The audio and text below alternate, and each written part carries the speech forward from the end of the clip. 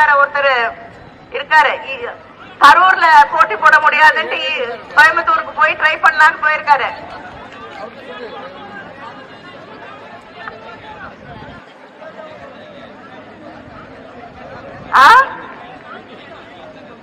நீங்க எல்லாரும் நிக்கிறீங்கன்ற தைரியத்துலதான் தமிழ்நாடு பாதுகாப்போடு இருக்கும் என்ற நம்பிக்கை எல்லாருக்கும் இருக்கு. ஆனா அதே நேரத்துல நாம் தெளிவாக இருக்க வேண்டும். ஏதோ பெரும்பான்மை மக்களுக்கு இவங்கதான் பாதுகாப்பா இருக்கிற மாதிரி சொல்லிக்கிட்டு வராங்க. பெரும்பான்மை மக்களை பாதுகாக்கிறோம், கோயில பாதுகாக்கிறோம். எந்த கோயில இவங்க பாதுகாக்கிறாங்க? கோயிலெல்லாம் எங்க கிட்ட கொடுத்துடுங்கிறாங்க. யார்கிட்ட கொடுக்கறது? நீங்க அந்த கோயிலை வாங்கி வச்சுட்டு என்ன செய்வீங்கன்னு எங்களுக்கு தெரியாதா? அங்க இருக்கக்கூடிய கடவுளுக்கு ஒரு சொத்து இருக்காது 4 வருஷத்துல, இல்லையா?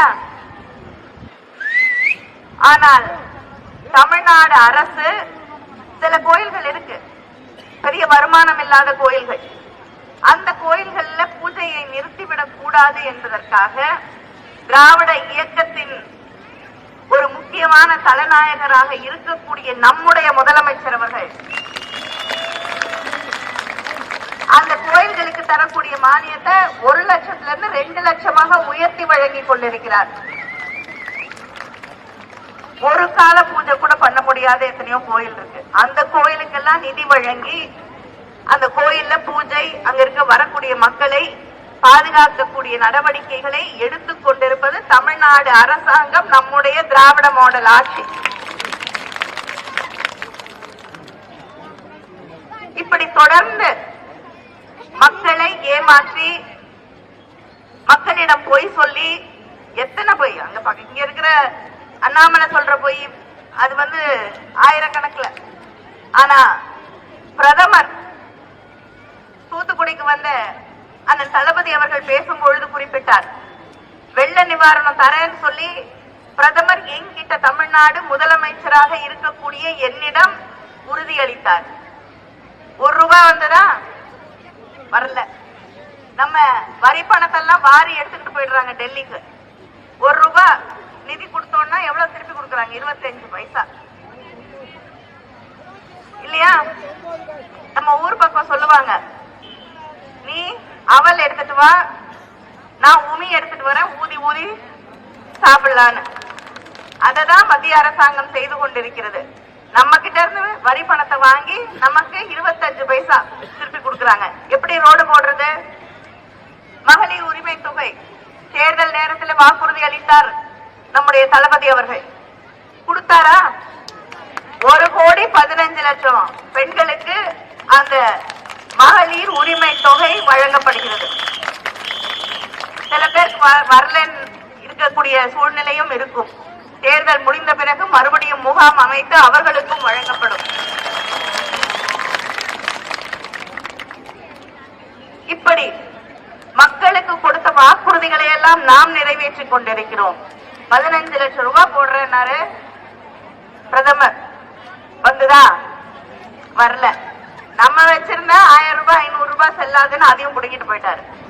அப்புறம் 2000 ரூபாய் கொண்டு வந்தாரு, இப்ப அதுவும் செல்லாதான். இப்படி ஒரு கோமாளி கூத்த தினம் நம்ம பார்த்துக்கிட்டு இருக்கோம். அதுதான் இந்த ஆட்சி செய்து கொண்டிருக்கக்கூடிய பெரிய வேலை. கேஸ் சிலிண்டருக்கு மானியம் கொடுக்கறேன்னாரு, இல்லையா? ஆட்சிக்கு வந்த உடனே மோடி ஆட்சிக்கு வந்தப்ப கேஸ் சிலிண்டர் விலை என்ன? 410 ரூபாய். இப்ப எவ்வளவு? 1100. அதுவும் மகளிர் தினத்துக்கு தேர்தல் வருது, 100 ரூபாய் கம்மி வேற பண்ணாங்க. 100 ரூபாய் டபுள் ஆக்கிட்டு 100 ரூபாய் கம்மி பண்ணாங்க. நம்முடைய ஆட்சி ஒன்றியத்திலே வரும் பொழுது அண்ணன் தளபதி அவர்கள் அறிவித்திருக்கிறார்கள், கேஸ் சிலிண்டர் விலை எவ்வளவு கொடுக்கும்? 500 ரூபாய்க்கு கேஸ் சிலிண்டர் வழங்கப்படும். பெட்ரோல் 75 ரூபாய்க்கு பெட்ரோல் வழங்கப்படும். அதே போல டீசல் 65 ரூபாய்க்கு வழங்கப்படும் என்பதை நான் உங்களுக்கு தெரிவித்துக் கொள்கிறேன். நம்முடைய முதலமைச்சர் வாக்குறுதி கொடுத்தா நிறைவேற்றுவார். உங்களுக்கு வாக்குறுதி கொடுத்தார்கள், நெல் கொள்முதல் செய்யப்படும். இன்னைக்கு 24 ரூபாய்க்கு நெல் கொள்முதல் செய்யப்படுகிறது. விவசாயிகள் காப்பாற்றப்பட்டிருக்காங்க. ஆனா வருஷ கணக்குல வட இந்தியாவில் இருக்கக்கூடிய விவசாயிகள் போராடிட்டு இருக்காங்க. இப்ப கூட போராடிட்டு இருக்காங்க. அடிப்படை ஆதார விலை வேண்டும் என்று. இங்க தேங்காயோட விலை ஒவ்வொரு நாள் ஏறுது இறங்குது. எவ்வளவு கஷ்டப்படுறீங்கன்னு தெரியும். அடிப்படை ஆதார விலை இல்லை. நம்முடைய ஆட்சி வந்தவுடன் அத்தனை விவசாய பொருட்களுக்கும் அடிப்படை ஆதார விலை வழங்கப்பட்ட விவசாயிகள் காப்பாற்றப்படுவார்கள். எப்படி தலைவர் கலைஞர் அவர்கள் விவசாய கடனை ரத்து செய்யறேன்னு சொல்லி ரத்து செய்து காட்டினாரோ அதே போல அடிப்படை ஆதார விலை வழங்கப்படும் என்று சொல்லக்கூடிய தளபதி அவர்கள் அதை செய்து காட்டுவார்கள். இவங்க எந்த கடனையும் ரத்து செய்ய மாட்டாங்க மோடி ஆட்சியில. ஏன்னா இளைஞர்கள் மாணவர்கள் படிச்சுட்டு வேலை இல்லாம 2 கோடி வேலை கொடுக்கிறேன் வருஷத்துக்கு. இப்ப கிட்ட பக்கோடா போடுறாரு. வேலை இல்ல. படிக்கிறதுக்கு வாங்கின கடன் கல்வி கடனை ரத்து செய்யுங்கன்னு சொன்னா செய்ய முடியாது. விவசாய கடனை எத்தனை லட்சம் விவசாயிகள் தற்கொலை செய்து கொண்டு மோடியுடைய ஆட்சியில இறந்து போகிறார்கள். அவங்கள கடனை ரத்து செய்யனா செய்யறது இல்ல. ஆனா கார்ப்பரேட் கடன் கிட்டத்தட்ட 68,000 கோடிக்கான கடன் தள்ளுபடி செய்யப்பட்டிருக்கிறது.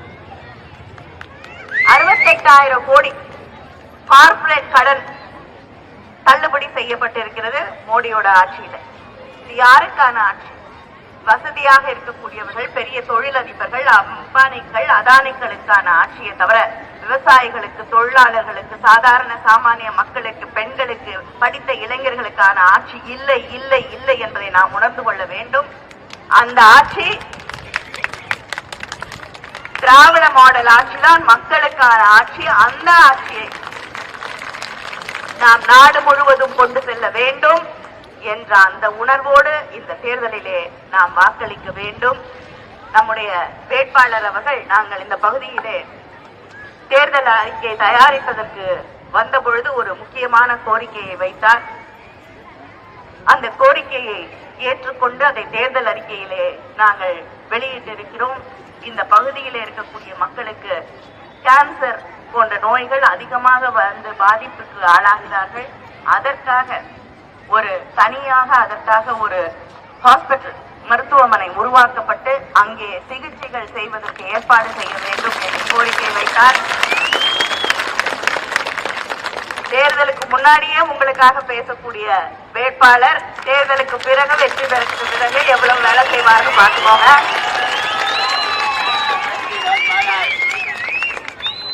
தேர்தல் அறிக்கையில சொல்லியிருக்கோம், மத்திய அரசு மருத்துவமனை ஒன்று ரிசர்ச் சென்டரோட ஆய்வு களத்தோடு இங்கே உருவாக்கப்படும் என்பதை தேர்தல் அறிக்கையில, திமுக தேர்தல் அறிக்கையில வந்ததுன்னா அது சாசனம் இல்லையா, அது நிறைவேற்றப்படும். அதனால் விரைவிலே அதற்கான ஏற்பாடுகளையும் செய்வோம் என்பதை நான் தெரிவித்துக் கொள்கிறேன். மறவாதீர்கள், உங்கள் சின்னம்